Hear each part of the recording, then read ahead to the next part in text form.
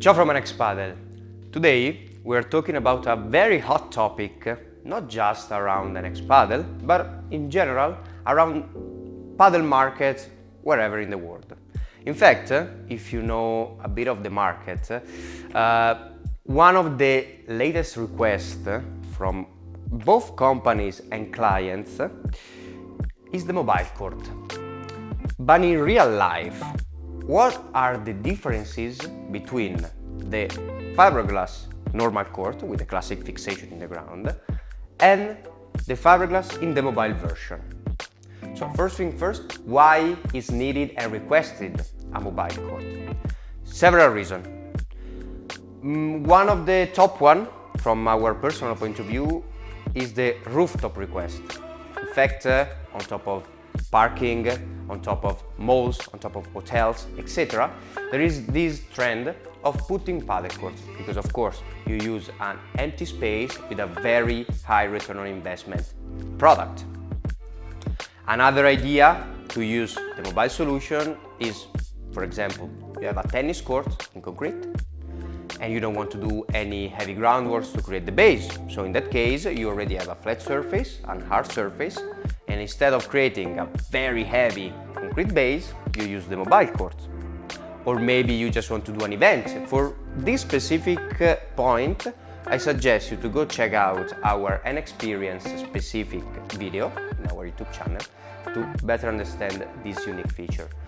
But at the end, the mobile court can be used in a lot of situations with a lot of purpose, long term or short term. Now, let's dive into the real topic for this video. So, what does it change between the fiberglass structure and the mobile fiberglass structure with the comfort glass, with the 0S, with our technologies? Let's discover it in details to solve any kind of doubts. Now, for this specific section, I want Luca, inventor of fiberglass court, technical department of NXPadel, basically the brain around everything you see here, to give an introduction on the changes of the fiberglass structure. Allora, la struttura mobile viene modificata in alcune sue parti.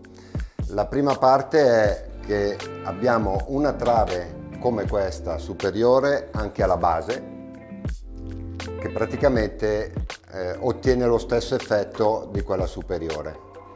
Quindi tutti i pilastri di testata verranno fissati sulla trave inferiore. La seconda modifica è quest'altra parte, la trave superiore viene posta anche alla base, identica a quella superiore. Anche qui ha lo stesso effetto e utilizzo della trave di testata. La cosa ancora più importante, la parte più importante è come far reggere la struttura completa del padel, del nostro padel, e viene fatta non più fissando con dei tasselli tutte le staffe dei pilastri, ma bensì attraverso un attimo che spostiamo queste piastre che saranno di contrappeso alle piastre in ferro, che ora vado a farvi vedere. E di queste piastre ce ne sono per un totale di 360 kg per ogni parte di pilastri, per ogni piastra in ferro. Ed ecco qui la piastra in ferro. Come si vede, qui c'è la pavimentazione normale, qui c'è una piastra in ferro che è larga 60 cm e lunga per due pilastri 1,20 m, e i pilastri vengono fissati direttamente alla piastra in ferro, come potete vedere qua. Dopodiché vengono, e adesso vado a rimettere i contrappesi che per me ora sono solo 4 piastre, ma saranno, se ricordo bene, circa 26 piastre per un totale di 360 kg. E ne abbiamo 6 da un lato e 6 dall'altro lato, di modo che vadano a prendere sempre 2 pilastri. E questo è il format del campo mobile. Basically, what Luca just explained, thanks Luca, it's a concept in which the court become a single full block, because here it's connected here it's connected both here and below. So basically the court acts just like a full single block. So with this kind of system we're able to obtain the same wind load resistance, so 130 km per hour with Euro codes, etc., but on the mobile solution. Another cool thing that you're able to see right now on the screen is the bench. In fact, here where you place the counterweights to make it more aesthetic, more appealing, but also to give a higher value, so a bench, we designed the NX design benches. So a box to cover the counterweights made of galvanized black iron with foot finishing, so very elegant and very sharp. That's not all. There's another very cool feature on the ground. In fact, now we talk about the 0S SOS. SOS stands for stick-on system. As it easily explains itself, the 0S works with a stick-on glue with plates, which is exactly this one, what I'm standing on right now.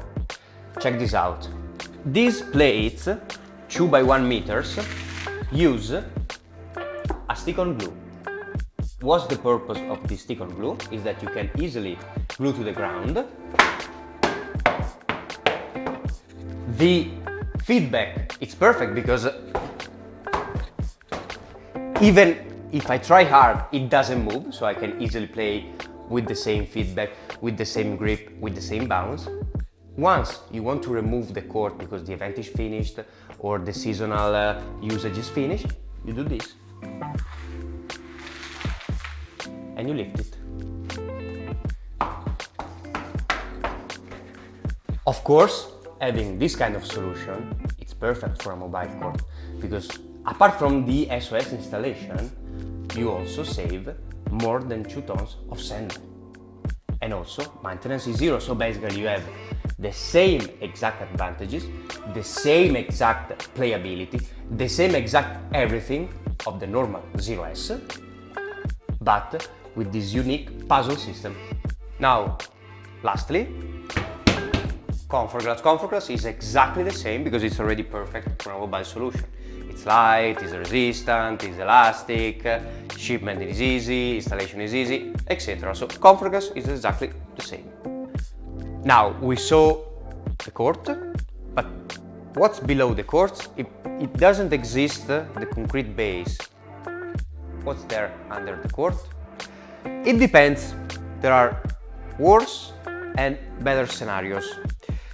Now this is the worst scenario. Here you can see there are several layers. Here of course is the 0S. Here it's composed of a puzzle of concrete plates, sandblasted concrete plates if you want to be precise, with sharp edges, minimum 4 centimeters. Now this is the most important layer when it comes to playability and structural resistance, because with this layer you're able to create a flat and hard surface to assure both a perfect installation and a regular bounce, just like a normal concrete base. This is the easy thing. Then, if we consider, for example, a private garden or in the middle of a square, so where the base is not flat and you cannot just lay down these concrete plates, first you need to create other layers. Specifically, we're talking about an aggregate layer, which is used not for any specific performance reason, but to create a flat surface.